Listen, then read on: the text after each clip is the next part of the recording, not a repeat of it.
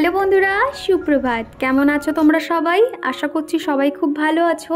আমি দীপা, আমার একটা ছোট্ট সংসারে তোমাদের সকলকে জানাই অনেক স্বাগত, অনেক ভালোবাসা। আর তোমরা সকলেই তো জানো প্রত্যেক জায়গায় কিন্তু এরকম বৃষ্টি শুরু হয়েছে। কি যে নিম্নচাপ শুরু হয়েছে কি বলবো, একদম ভালো লাগে না এই বৃষ্টির ওয়েদার। একটু ঝলমলে রোদ থাকবে, প্রত্যেকটা জিনিস একটু শুকিয়ে নিতে পারবো, জামা কাপড় খটখটে শুকনো থাকবে, ওটাই যেন ভালো লাগে। আর এই বৃষ্টির ওয়েদার তো সমস্ত কিছু যেন ছ্যাকছ্যাক করছে, ঘরে জামা কাপড় মেলে শোকাতে হচ্ছে। আজকে তো রবিবার, সকালটা কিন্তু একটু লেট করেই উঠেছি, প্রায় 7টা নাগাদ। আর সকালের দিকে এত ঠান্ডা লাগছিল, তখন কিন্তু আর উঠতে ইচ্ছে করছিল না। রবিবার হলেই কিন্তু একটু তাড়াহুড়ো থাকে, আবার চিকুর বাবাকে ডাকতে হবে, একটু বাজারেও পাঠাতে হবে, সেই জন্য কিন্তু আমি এদিকের কাজকর্মগুলো সেরে নিচ্ছি। চিকুর বাবা যখনই বাড়ি থাকে এক্সট্রা কাজকর্ম কিন্তু অনেক কিছুই সেরে দেয়, যার জন্য আমার অনেক উপকার হয়। সারা সপ্তাহে যে কাজগুলো আমার দ্বারা সম্ভব হয় না, সেগুলো কিন্তু রবিবার করে সেরে নিই। আর কৃষ্ণা সর্দার দিদিভাই জানতে চেয়েছো, দীপা তুমি কেমন আছো আর চিকু কেমন আছে? আমি খুব ভালো আছি। আর চিকুর একটু ঠান্ডা লেগেছে, এই যেহেতু বর্ষার ওয়েদার না, সেই কারণে আর কি। তবে যদি ওকে খুব ট্রিটমেন্টে রাখা হয়েছে, আর কয়েকদিন পর যেহেতু বাপের বাড়ি যাব, সেই জন্য আর কি। তো এখন থেকে কিন্তু ওষুধ খাচ্ছে, আশা করছি ঠিক হয়ে যাবে। সকালের দিকে ঘুম থেকে উঠতে পারলে কি হয়, নিজের মতন করে কাজকর্ম করতে পারি। অনেক দিন ধরে ভাবছি আমার সকাল থেকে বাসি কাজকর্মগুলো তোমাদের সঙ্গে শেয়ার করব, কিন্তু সেটা আর হয়ে উঠছিল না। আজকে একটু তাড়াতাড়ি ওঠাতে বাসি কাজকর্ম থেকেই কিন্তু ভিডিওটা শুরু করেছি। আগের দিনের কিছু জামাকাপড় তো মেলে দিয়েছিলাম, তার সঙ্গে এত ঝড় হয়েছে জামাকাপড়গুলো এদিক থেকে ওদিক উড়ে চলে গেছে। তো হাত দিয়ে দেখছি প্রত্যেকটা জামাকাপড় ভেজা, একটা কেউ শোকায়নি, যেহেতু বৃষ্টির ঝাঁট এসেছিলো সেই কারণে আর কি।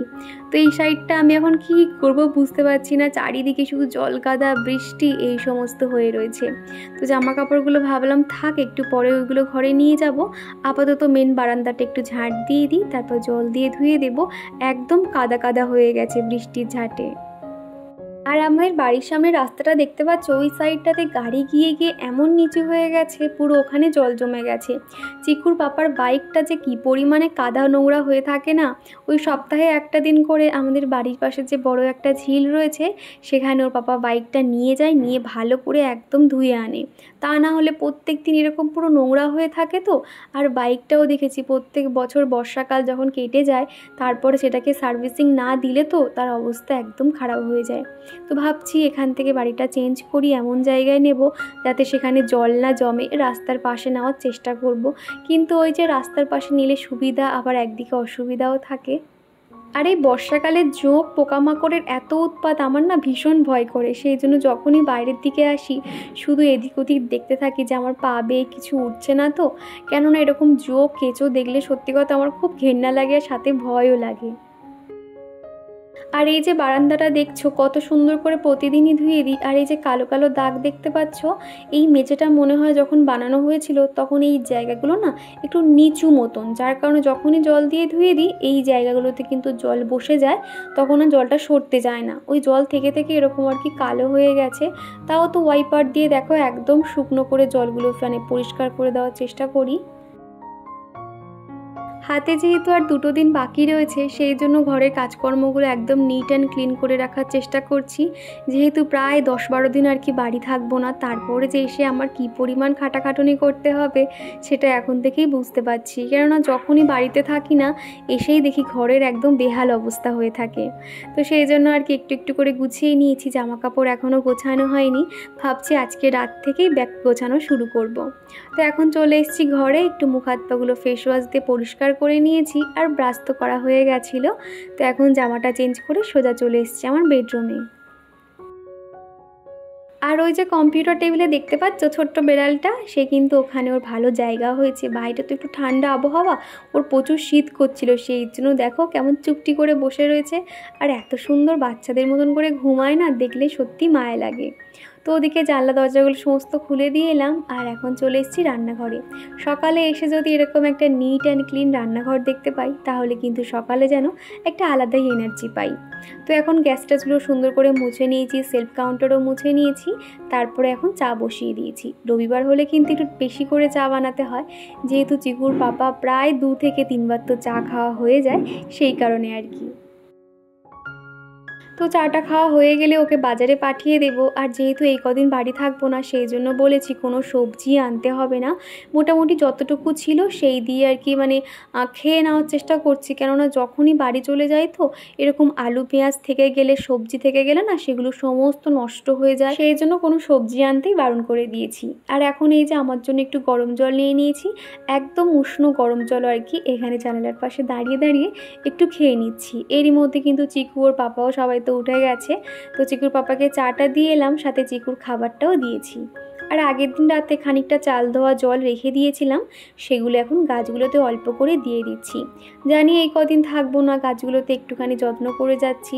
আর চিকুর পাপাকে বলতে হবে যে তুমি একটু টাইম করে জলটা দিও।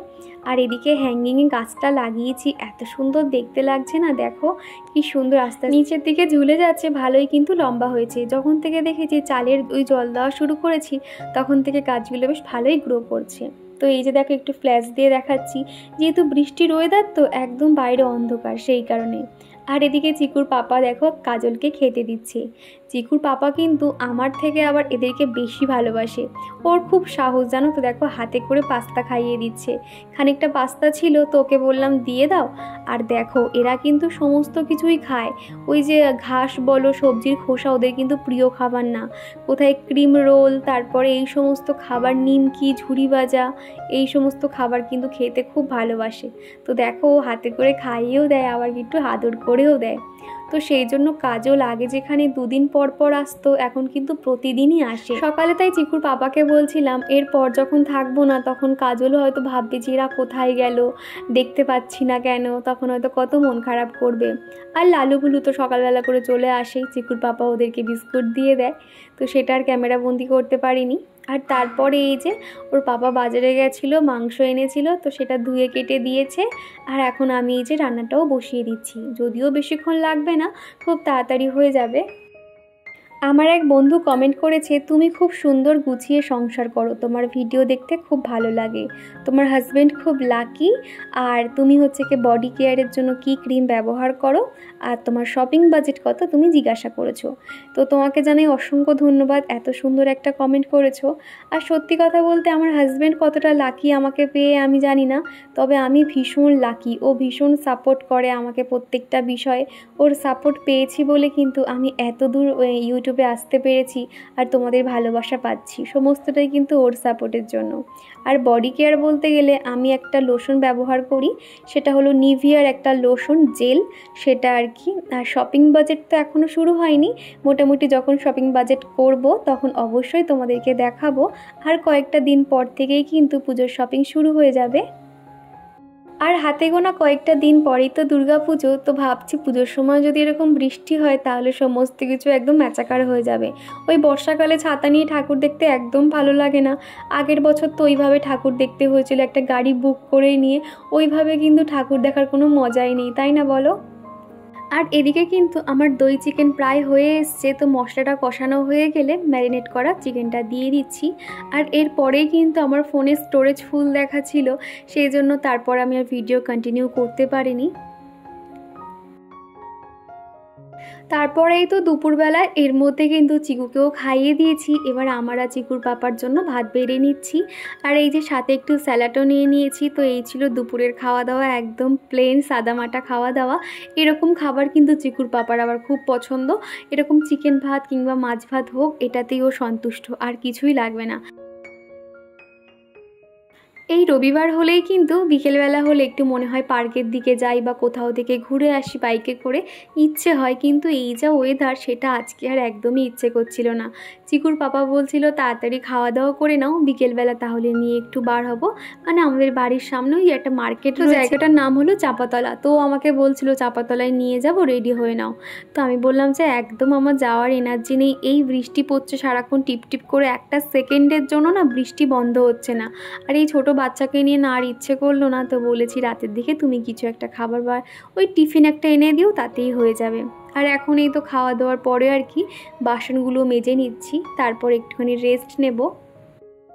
তো তো চলো এরই সঙ্গে আমার প্রিয় বন্ধুদের নাম নেওয়া যাক। প্রথমেই কমেন্ট করেছে সুইট, কনকলতা গিরি, আশালতা দিদিভাই, উত্তরা কর্নার, কৃষ্ণা সর্দার, লাইফ ম্যাক্স, মৌ অনুর সংসার, হেমন্ত প্রিয়া অফিসিয়াল, রুমা দিদিভাই, সঙ্গীতা কর্মকার, মৌ লাইফস্টাইল, কাকলি, রাখি মণ্ডল, মধু, নাচ মনুষা। আর কমেন্ট করেছে পৌশালী, সোনুস ব্লগ, দেবলীনা ভৌমিক, ফতেমা, রুমি রানা, তুলা দিদিভাই। তো অসংখ্য ধন্যবাদ তোমাদেরকে এত সুন্দর সুন্দর প্রতিদিন কমেন্ট করার জন্য। তো এখন দেখো রান্নাঘরটা কিন্তু পরিষ্কার করে মুছে নিই। প্রত্যেক দিন কিন্তু রান্না শেষে আমার এই সিঙ্ক এরিয়াটাও কিন্তু একটু পরিষ্কার করে নিতে হয়। আর তোমরা অনেকেই জিজ্ঞাসা করো, প্রায় 4-5টা ব্লগ আগে আর কি কোনো বন্ধু জিজ্ঞাসা করেছিলে তুমি সিঙ্ক এত সুন্দর কিভাবে পরিষ্কার করে রাখো। সব সময় যতবারই বাসন মাজা হোক না কেন আমি এই যে ট্যাপটা বা আশেপাশে যে টাইলসগুলো, এই সিঙ্ক এরিয়া প্রত্যেকটা জায়গা কিন্তু একটু স্কচ ব্রাইট দিয়ে মেজে নিই। সেই জন্য কিন্তু এতটা পরিষ্কার পরিচ্ছন্ন থাকে। যতবার কি আর কি বাসন মাজা হয় ততবারই এরকম ঘষে নিই। এটা অভ্যেস হয়ে গেছে বলতে পারো। তার জন্যই কিন্তু আমার রান্নাঘর সবসময় এত সুন্দর নিট অ্যান্ড ক্লিন থাকে। আর অনেকেই বলেছে যে রান্নাঘরে প্রচুর আরশোলা হয়, কি ব্যবহার করা যায়। আসলে রান্নাঘরে যদি একবার আরশোলা হয় না, সেটা তাড়ানো কিন্তু খুব মুশকিল। সেই জন্য বলবো রান্নাঘর সবসময় একটু পরিষ্কার পরিচ্ছন্ন রাখবে। কোনো রকম নোংরা মানে রান্নাঘরে রাখবেই না। রাতে যদি কোনো ময়লা থেকে থাকে সেটা প্লাস্টিকে মুড়ে রেখে দাও কিংবা বাইরে ফেলে দাও, কিন্তু ওই অবস্থায় রাখলে না ওই পাইপ লাইন থেকে দেখবে ওই আরশোলাগুলো কিন্তু আসতে থাকে। সেই জন্য ওই জায়গাটা কিন্তু একদম সবসময় পরিষ্কার পরিচ্ছন্ন করে রেখে দিই। তো তারপরে দেখো সিঙ্ক এরিয়াটা পরিষ্কার করে নিয়েছি। তারপর এদিকে সেলফটাও মুছে নিয়ে এখন হ্যান্ড ওয়াশ দিয়ে হাতটা পরিষ্কার করে নিচ্ছি। খাওয়া দাওয়ার পরে সে রাত হোক কিংবা দুপুরবেলা মোটামুটি আমার আধ ঘন্টা থেকে 1 ঘন্টা সময় লেগে যায় এই রান্নাঘর পরিষ্কার করতে। এরই মধ্যে কিন্তু চিকুর পাপার আর চিকুর একটা ঘুম হয়ে গেছে। আর এখন এই যে আমি বসলাম একটু দই নিয়ে, তো দইটা ভাত পাতেই নিয়ে বসেছিলাম, তখন আর খেতে ভালো লাগছিল না, খানিকক্ষণ ফ্রিজে রেখেই এখন ঠান্ডা ঠান্ডা দইটা খেয়ে নিচ্ছি। আর তারপরে দেখো বিকেলবেলা এখন ওই 4-4:30 মতন বেজে গেছে। বাবা ছেলেতে মিলে এখন ভূতের মুভি দেখছে। আমাদের চিকু অত ছোট বয়স ভাবো, ও কিন্তু কিছুই বোঝে না। মিউজিকগুলো হচ্ছে ওইগুলো একদম খুব অবাক হয়ে দেখছে। তো যাই হোক, তারপরে ভাবলাম যেহেতু আমরা মঙ্গলবার দিনই বাপের বাড়ি যাব, একটু একটু করে ব্যাগ গোছাতে হবে আর সাথে একটু নেল পলিশ একটু হাতে পায়ে দেওয়া যাক। তো দেখো আমি হাতে হলুদ কালারটা পরেছি আর পিঙ্ক কালারটা এখন একটু পায়ে পরে নিয়েছি। এখন যেহেতু হাতে সময় আছে সেই কারণে আর কি। আর আশালতা দিদিভাই বলেছ চিকুর স্কুলে কি কি খাবার দেয়, ওই মাঝে মধ্যে ভাত ডিম, মাঝে মধ্যে খিচুড়ি ডিম এরকম দেয়, আর সবজি ডাল এরকম করেই আর কি দিয়ে থাকে। তোমাদের সঙ্গে দেখা হচ্ছে সেই সন্ধেবেলা। এখন ঘড়ি তো 6:30-7টা মতন বাজবে। চিকুর পাপা একটু বিকেলে বেরিয়েছিল, আসার সময় সিঙ্গারা চপ কিনে আনতে বলেছি। ফুচকা তবে পাইনি জানো তো, বলেছিলাম ফুচকা আনতে, বৃষ্টির ওয়েদার তো সেই কারণে আর কি। আর এইদিকে দেখতে পাচ্ছ কার বিছানা কে শুয়ে থাকে। আমাদের এই বেড়ালটা এত মানে আমাদের পায়ে পায়ে লেগে থাকে না, কি বলবো। এখন ওর প্রচুর সাহস হয়ে গেছে, আগে একটু ভয় পেত। তো দেখো বিছানার ওখানেই কত সুন্দর ঘুম চালাচ্ছে, এতটাই ঘুমে মত্ত যে আমি লাইট জ্বালিয়েছি, তারপর আমি যে ভিডিও করছি সামনে থেকে তার কোনো হুঁশ নেই। সে পুরো নাক ডেকে ঘুমোচ্ছে এক প্রকার। বাইরে বৃষ্টি পড়ছে তো হয়তো বেচারার ঘুম হয়নি, সেই জন্য এত সুন্দর বাচ্চাদের মতন করে ঘুমাচ্ছে না, ওকে আর ডাকতে ইচ্ছে হলো না। তো ভাবলাম থাক ঘুমাচ্ছে ঘুমাক, ওকে আর ডিস্টার্ব করবো না। আবার হচ্ছে কি লাইটটা বন্ধ করে আমরা পাশের রুমে চলে গেছিলাম। আর কনকলতা বলেছ আমি অনেক খুশি হয়েছি, তুমি আমার কমেন্টে রিপ্লাই করেছো, আমিও তোমার মতন, আর তোমার আর আমার সমস্ত কিছুই অনেক মিল আছে। হ্যাঁ গো, তাই তো শুনছি যে তুমিও আমার মতন ছোট বাচ্চা নিয়ে থাকো, তাহলে ভাবো তোমার আর আমার কত মিল তাহলে।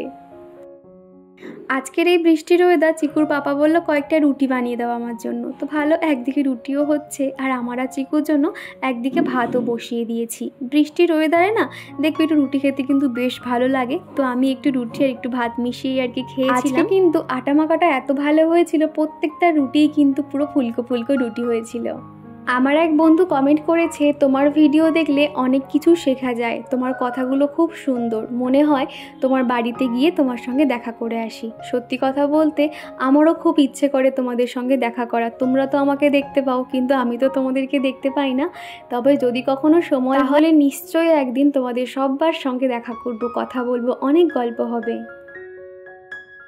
আর এই তো এরই মধ্যে রাতের খাওয়া দাওয়া কমপ্লিট, আর এখন চলে এসেছি একটু স্কিন কেয়ার করে নিতে। তোমরা অনেকেই জানতে চাও আমি কি কি প্রোডাক্ট ব্যবহার করি, সেগুলো যাতে তোমাদেরকে শেয়ার করি। এর আগের দিনের ভিডিওতে আমি কি কি নাইট ক্রিম ব্যবহার করে থাকি সেগুলো কিন্তু দেখিয়েছিলাম। তোমরা অনেকেই ভালো ভালো কমেন্ট করেছো, তো সেই জন্য ভাবলাম আজকে একটু দেখাই স্কিন কেয়ার কীভাবে করতে পারি আমরা। তো এখানে কিন্তু আমি আয়ুরের একটা ক্লিনজার নিয়ে নিয়েছি, আর সেটা দিয়ে খুব ভালোভাবে মাসাজ করে নিচ্ছি। এত সুন্দর করে মাসাজ করতে হবে, দেখবে তোমার মুখে যদি কোনো ময়লাও থেকে থাকে সেগুলো খুব সহজেই কিন্তু উঠে আসে।